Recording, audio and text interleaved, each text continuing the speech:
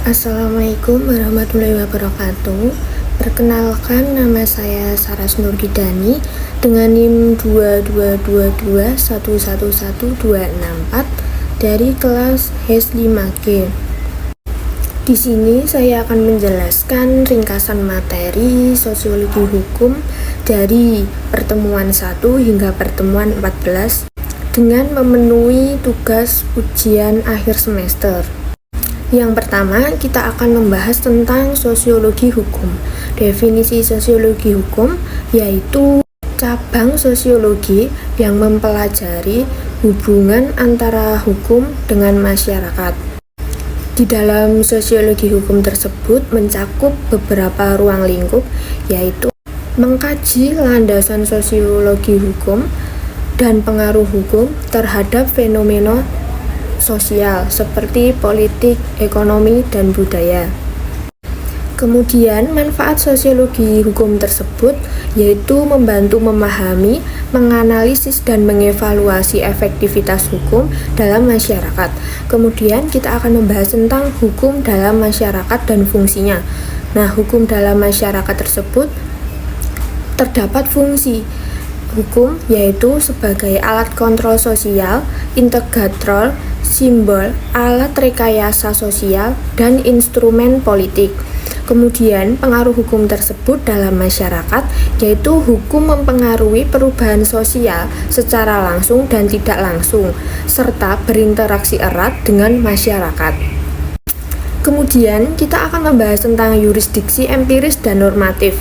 Nah, yurisdiksi empiris tersebut mempunyai arti tersendiri, yaitu di dalam yurisdiksi empiris ini menggunakan data empiris dari survei, dari observasi untuk memahami penerapan hukum tersebut. Kemudian ada yurisdiksi normatif, yaitu memandang hukum sebagai kaidah normatif yang mengatur perilaku manusia. Kemudian kita akan membahas tentang positivisme hukum. Nah, definisi dari positivisme hukum ini merupakan positivisme hukum yang menolak spekulasi metafisik dan berfokus pada fakta-fakta empiris. Nah, karakteristik dari positivisme hukum ini yaitu hukum adalah perintah manusia, netral, objektif, dan rasional. Kemudian kita akan membahas tentang sosiologika jurisprudense, yaitu mempunyai konsep yang mengutamakan hukum yang hidup dalam masyarakat atau living law. Kemudian ada tokoh menurut Eugen Ehrlich dan Rospon yang menekankan pentingnya kebiasaan sosial sebagai sumber. Kemudian ada living law utilitarianisme, yaitu living law tersebut mempunyai arti tersendiri, yaitu hukum yang hidup dalam masyarakat melalui norma dan adat. Kemudian utilitarianisme yaitu hukum dinilai berdasarkan manfaat terbesar bagi masyarakat. Kemudian pemikiran Emil Durkheim dan Ibnu Khaldun, yaitu menurut Durkheim menghubungkan perilaku individu dengan fakta sosial, sedangkan menurut Ibnu Khaldun yaitu menganalisis pembentukan negara, ekonomi, dan perubahan sosial. Kemudian kita akan membahas tentang efektivitas hukum. Nah, definisi efektivitas hukum tersebut yaitu sejauh mana hukum diterapkan, dipatuhi, dan berdampak positif dalam masyarakat.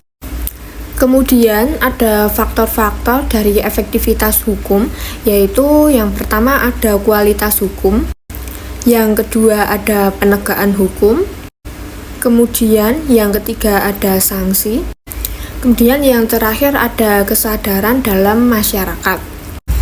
Kemudian kita akan membahas tentang hukum dan kontrol sosial. Nah, fungsi hukum tersebut adalah yang pertama untuk mengatur perilaku, mencegah konflik, menyatukan masyarakat, dan menciptakan keadilan sosial. Kemudian ada hambatan dalam hukum dan kontrol sosial tersebut, yaitu hambatannya dari sosial, ekonomi, budaya, dan institusional. Kemudian hukum progresif. Nah, definisi dari hukum progresif tersebut merupakan hukum progresif berorientasi pada perubahan yang mendasar untuk meningkatkan kesejahteraan sosial. Kemudian ciri-ciri dari hukum progresif tersebut yaitu yang pertama ada responsif, yang kedua mendukung keadilan sosial, dan kemudian yang terakhir ada dinamis.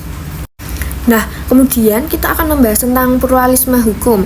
Nah, ada definisi dari pluralisme hukum ini, yaitu keberagaman sistem hukum seperti negara, adat, agama yang hidup berdampingan dalam masyarakat. Nah, tantangan dari pluralisme hukum ini merupakan konflik antar sistem hukum dan dominasi hukum negara atas hukum adat tersebut. Nah, kemudian kita akan membahas tentang legal pluralisme dan pendekatan sosiologis. Nah, pendekatan sosiologis ini merupakan memahami interaksi antara hukum negara, adat, dan agama dalam masyarakat. Kemudian, hukum Islam tersebut mempunyai arti tersendiri, yaitu fleksibel dalam beradaptasi dengan konteks lokal, berperan sebagai identitas budaya. Kemudian pluralisme hukum di Indonesia. Nah, sejarah dalam pluralisme hukum di Indonesia ini sudah ada sejak pada masa penjajahan Belanda dengan pengakuan terhadap hukum adat. Kemudian ciri-ciri dari pluralisme ini ada di Indonesia. Nah, ini koeksistensi sistem hukum negara seperti adat dan agama dengan tantang untuk mengharmoniskan ketiganya, yaitu yang tadi negara, adat, dan agama. Kemudian pluralisme hukum dan studi hukum Islam. Nah, keterkaitan dari pluralisme hukum dan studi Islam ini, legal pluralisme mencerminkan adanya interaksi antara hukum negara, adat, dan Islam. Kemudian pendekatan sosiologis ini membantu memahami bagaimana hukum Islam dan adat berperan dalam masyarakat. Sekian ringkasan materi yang bisa saya sampaikan. Sekiranya ada kurangnya, mohon maaf. Wassalamualaikum warahmatullahi wabarakatuh.